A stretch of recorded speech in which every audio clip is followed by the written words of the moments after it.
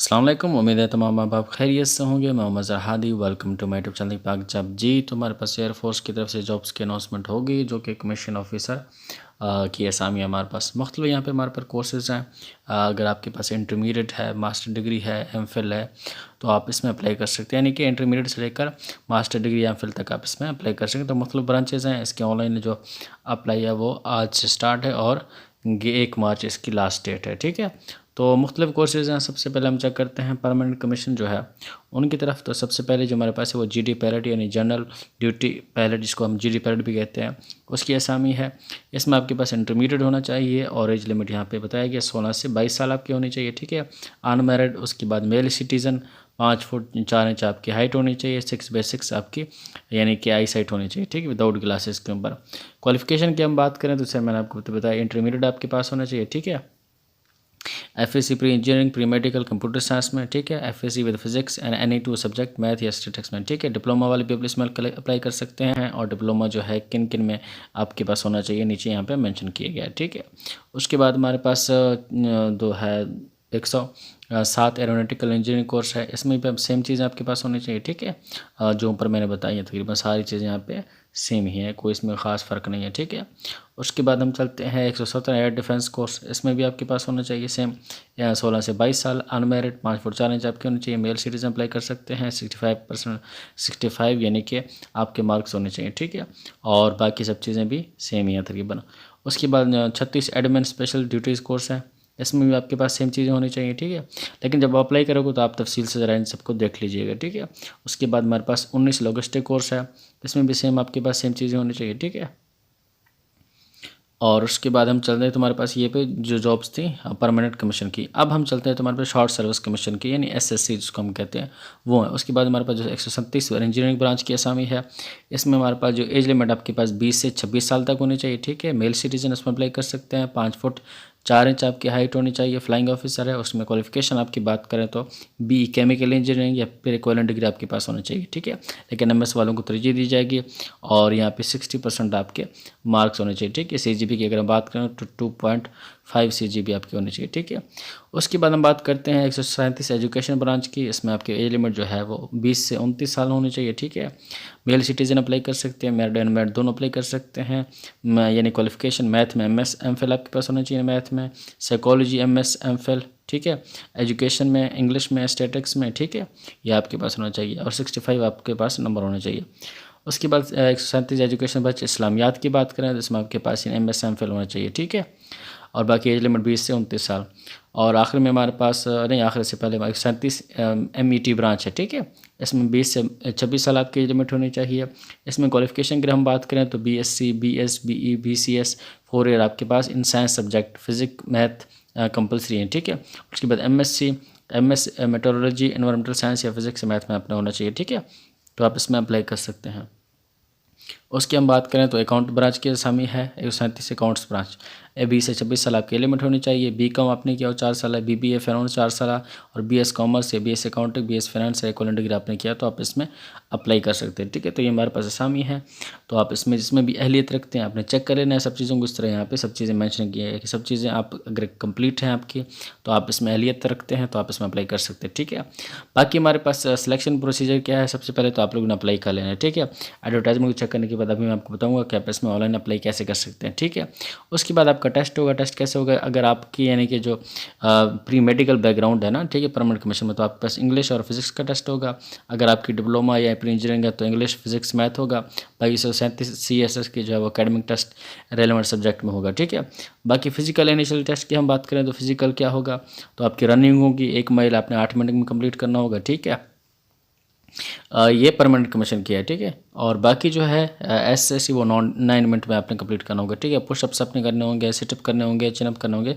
ये पीसी से आप चेक करें, पीसी में परमानेंट कमीशन। ठीक है, और ये दूसरे वाले हैं। ठीक है, इनमें थोड़ी सी यानी कि 1-2 मिनट का फ़र्क है। ठीक है, रनिंग में है, बाकी मेरे ख्याल में सेम ही है तकरीबन। ठीक है, और उसके बाद बाकी जो है शार्ट लिस्ट किया जाएगा आगे भी, यानी कि सारा प्रोसेस आप यहाँ पे पढ़ सकते हैं। ठीक है, अब हम चलते हैं वेबसाइट के ऊपर कि आप इसमें ऑनलाइन अप्लाई कैसे कर सकते हैं। ठीक है, वेबसाइट पे आ जाना है और इसका लिंक मैं डिस्क्रिप्शन में दे दूँगा वरना आप लोग इस पर यानी गूगल पर डायरेक्ट क्लिक होता हो या वेबसाइट आपके पास आ जाएगी। ठीक है, उसके बाद आपके सामने यहाँ पे वो भी शो हो जाएगा एडवर्टाइजमेंट, उसको भी आप लोग चेक कर लीजिए। ठीक है, डाउनलोड भी कर सकते हैं। उसके बाद अपने क्या करना है, जो 3 लाइनें साइड पे बनी है इस पर आपने क्लिक कर लेना है। ठीक है, तो यहाँ से आप लोग लॉग इन या फिर लॉग आउट कर सकते हो। ठीक है, इस पर क्लिक कर लेते हैं और इसके बाद आपके सामने इस तरह का इंटरफेस आएगा। ठीक है, तो यहाँ पे हमारे पास लॉगिन का ऑप्शन है। ठीक है, इस पर हम लोग क्लिक करते हैं और यहाँ पे अगर आप लोगों को पहले अकाउंट बना हुआ है, ठीक है, तो आप लोग लॉगिन करोगे, वरना आप लोग नीचे चलोगे तो यहाँ पे साइन अप का ऑप्शन है। ठीक है, साइन अप करोगे, पहली दफ़ा आप लोग यहाँ पे आ रहे हो तो मेरा साइन अप पे क्लिक कर लेते हैं। अगर आप लोग पहली दफ़ा अकाउंट पे ना रहे हो, ठीक है, तो यहाँ पे अपना नाम ऐड करोगे, उसके बाद अपना ईमेल ऐड करोगे, उसके बाद पासवर्ड, और उसके बाद दोबारा पासवर्ड, और उसके बाद रजिस्टर पे क्लिक करोगे। ठीक है,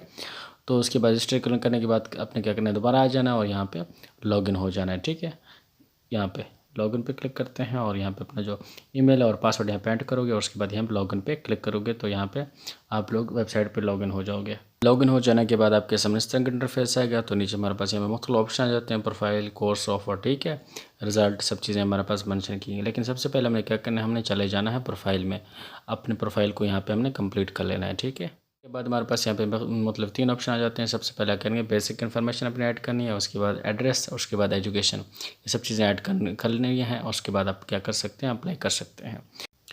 उसके बाद आपने क्या करना है, अपने जो बेसिक इन्फॉर्मेशन है वो वहाँ पे ऐड कर देनी है। ठीक है, सबसे पहले अपने क्या करना है, अपना नाम लिखना है। ठीक है, उसके बाद अपने ईमेल आपका वैसे भी एंटर होगा। उसके बाद अपने क्या करना है, CNC यहाँ पे एंटर करना है। उसके बाद जेंडर सेलेक्ट करना है। ठीक है, उसके बाद ये डेट ऑफ बर्थ यहाँ पे एंटर कर लेना है। उसके बाद मैरिटल स्टेटस, ठीक है, उसके बाद मज़हब, उसके बाद ब्लड ग्रुप, और उसके बाद हाइट, ये सब चीज़ें आप लोग एंटर करोगे। उसके बाद हमारा प्रश्न आता है वालिद साहब का अपना नाम लिखोगे। ठीक है, उसके बाद यानी कि वालिद साहब क्या ऑक्यूपेशन क्या है, ठीक है, वो क्या करते हैं।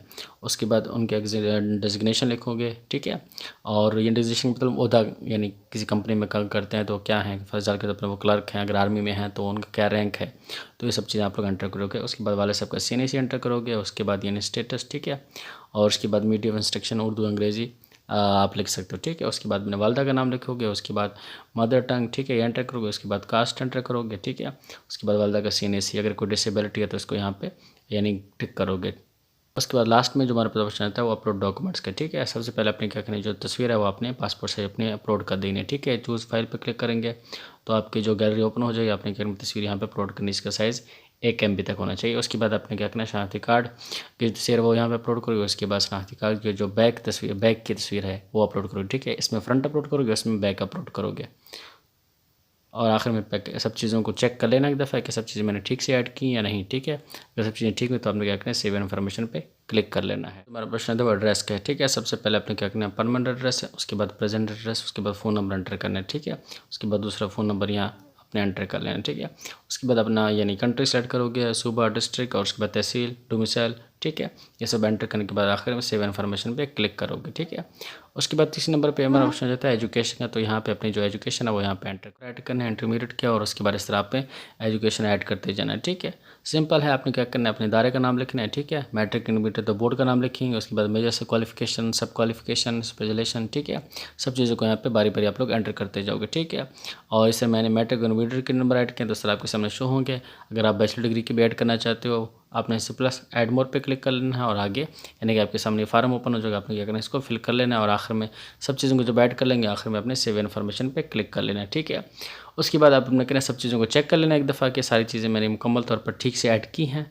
उसके बाद आपने क्या करना है, ऊपर जो बना है 3 लाइन है, ठीक है, इस पर आपने क्या करना है, क्लिक कर लेना है। ठीक है, इस पर क्लिक कर लेंगे तो हमारे पास ये साइड पे यानी कि ऑप्शन आ जाएंगे। आपने क्या करना है, इस कोर्स ऑफर पे क्लिक कर लेना है। ठीक है, कि कौन कोर्स है, जो कोर्स हैं वो यहाँ पे ऑफ़र किए जा रहे हैं, तो इस पर क्लिक कर लेना है। तो हमारे पास यहाँ पे मुख्तलिफ और यानी कोर्सेज आ जाएंगे जो हमने एडवर्टाइजमेंट में चेक की थी। ठीक है, अब आपने जो प्रोफाइल पीछे बनाई थी उसके हिसाब से जिसमें भी आप लोग अहलियत रखते हो वो हमारे पास शो हो जाएंगी। यहाँ पे कोर्स आ चुके हैं। ठीक है, अब जिसमें भी आप अहलियत रखे होंगे तो आपके सामने यहाँ पे शो हो जाएगा कि यू आर एलिजिबल, और इस पर आप लोग अप्लाई कीजिए। ठीक है, तो आप देखें यहाँ जो GD पायलट है प्री मेडिकल, इसमें मैं अप्लाई कर सकता हूँ। ठीक है, अब ये इसमें मैं अप्लाई नहीं कर सकता, तो यहाँ पे अगर मैं अप्लाई नहीं कर सकता, क्यों नहीं कर सकता, कि मैं एलिजिबल क्यों नहीं है, तो यहाँ पे लगे शो क्राइटेरिया। ठीक है, तो इस पर क्लिक करता हूँ तो मुझे समझ आ जाएगी कि भाई मेरी कौन सी चीज़ें यहाँ पे मुकम्मल। ठीक है, तो मैंने क्या इंटरमीडिएट के नंबर ऐड किए हैं, तो डिप्लोमा ये सब चीज़ें कुछ चीज़ें मेरी यानी कि उसमें ऐड नहीं है। ठीक है, तो आप लोग इस तरह चेक कर सकते हो कि मैं इस कोर्स में एलिजिबल नहीं हूँ तो क्यों नहीं हो, तो सब चीज़ों को आप चेक कर लेंगे। ठीक है,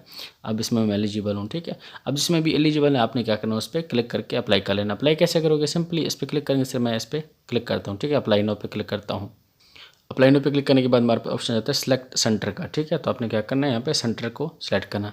तो नीचे जाएंगे तो हमारे पास अहमदाबाद, खारियाँ, जो भी आप यानी कि सेंटर सेलेक्ट करना चाहते हो उस पर आपने क्या करना है, क्लिक करना। मैं यहाँ वाले पिंडो को क्लिक करता हूँ और ये मेरे सामने क्लिक हो गया। नीचे हम चलते हैं इसको खोलते हुए, और यहाँ पे आपने क्या करना है, यानी कि वो बता दिए FSC में 65 और 65 नंबर्स यहाँ पे आपके होने चाहिए। ठीक है, उसके बाद आपने क्या करना है, यहाँ पे सेलेक्ट करना है एजुकेशन क्वालिफिकेशन, तो मैं FSC सेलेक्ट करता हूँ। ठीक है, और उसके बाद यानी कि अप्लाई पे क्लिक कर लेते हैं और देखें अप्लाई पे क्लिक किया तो हमारे पास यहाँ पे ऑप्शन आ जाएगा कि भाई आपने कॉमल तो सक्सेसफुली अप्लाई कर लिया, ये ख़त्म हो गया।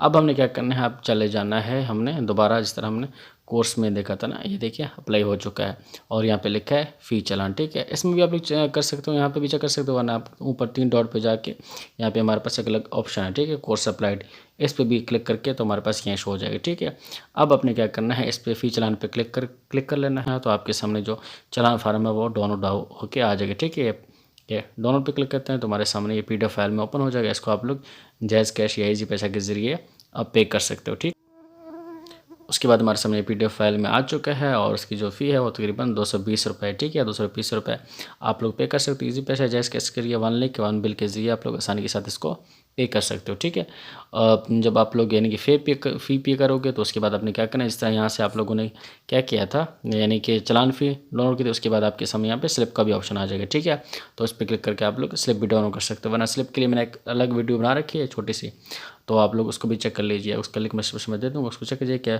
स्लिप आप लोग कैसे डाउनलोड कर सकते हो। आसान है, वापस आके स्लिप जब आप लोग फीस जमा करवाओगे उसके बाद फ़ौरन यहाँ पे ऑप्शन आ जाएगा। ठीक है, कि आप लोग अब अपनी जो यानी स्लिप है वो डाउनलोड कर सकते हो। ठीक है, तो उम्मीद है सब चीज़ें समझ आ गई होंगी। तो इस तरह के मज़ीद जब अपडेट तरीके में चैनल पर पेज, अगर कोई मसला हो या कोई चीज़ समझ ना हो तो मुझे कमेंट सेक्शन में पूछ सकते हैं, मैं इंशाल्लाह आपको गाइड कर दूँगा। Thank you so much.